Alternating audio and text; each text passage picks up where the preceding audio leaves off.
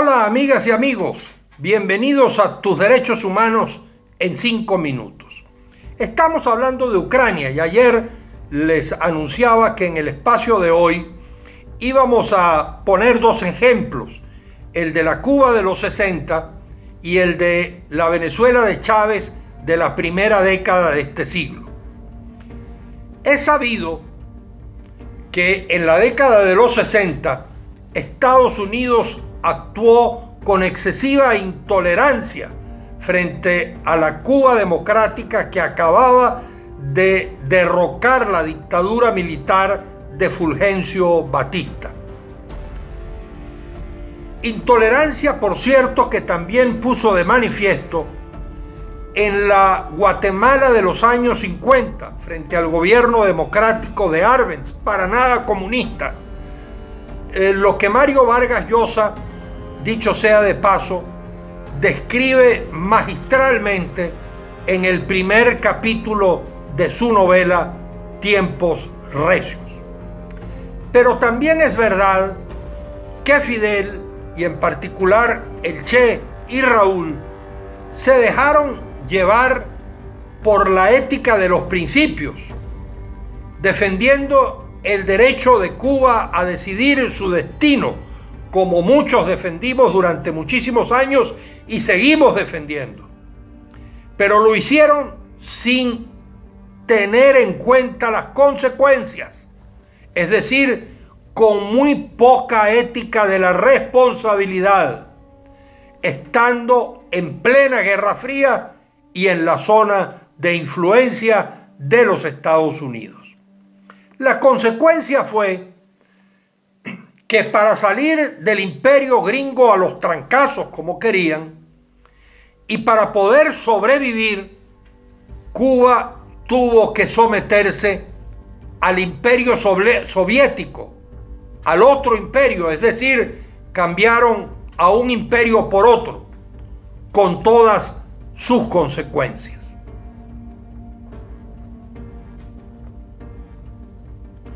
En nombre de los principios, se hizo pagar irresponsablemente al pueblo cubano el alto costo de 70 años de dictadura, totalitarismo comunista, pobreza, atraso y bloqueo.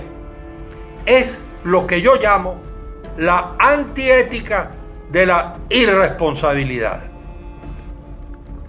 Algo parecido pasó entre nosotros con Chávez, que acaso arrastrando su adolescencia mítica hasta los 40 años, como escribiera el escritor español Juan Marcé en su novela Últimas tardes con Teresa, quería emular al Fidel de los años 60, y eso que el propio Fidel le aconsejó que no lo hiciese. Y tengo testigos presenciales de lo que digo. A diferencia de Lula en Brasil, del Frente Amplio, de Pepe Mujica en Uruguay, del peronismo en Argentina, del MAS de Evo y Arce en Bolivia, de la izquierda chilena, de Correa en Ecuador, del Frente Farabundo Martí en El Salvador, todos los cuales no solamente respetaron las reglas de la democracia representativa y de la economía de mercado, sino que mantuvieron una relación inteligente con los Estados Unidos, sin ceder en su soberanía, pero sin confrontaciones infecundas. Chávez desató, desde los tiempos de la vaguada de Vargas, una conducta plagada de desplantes de todo tipo contra Estados Unidos. Aquello de huele a azufre que dijo en las Naciones Unidas después del discurso de Bush, solo por el placer personal del aplauso fácil y de convertirse en una figura planetaria. Y no digo yo que no, por el ánimo de defender también el principio de la soberanía de Venezuela frente al gran imperio del norte. En este mismo lugar huele a azufre todavía.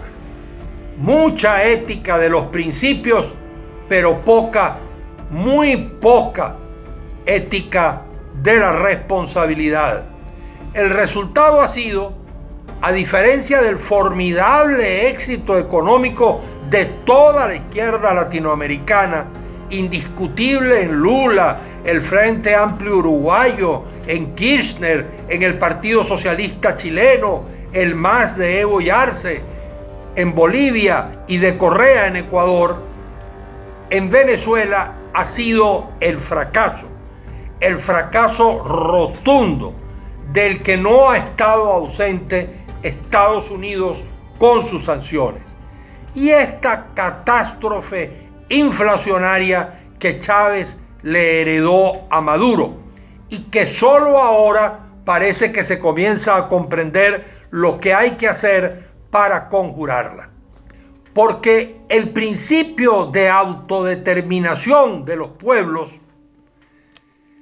debe defenderse, claro que sí, pero para ello debe ejercerse con responsabilidad. Es un equilibrio delicado entre la ética de los principios y la ética de la responsabilidad. Se requiere la suficiente responsabilidad, el suficiente sentido de Estado como para comprender que ese principio se ejerce en el inevitable contexto geopolítico de la existencia de los imperios, al menos mientras existan. Y ese contexto supone las zonas de influencia. Mañana terminaremos esta serie sobre Ucrania y nos concentraremos en las razones del conflicto y en cómo salir de él.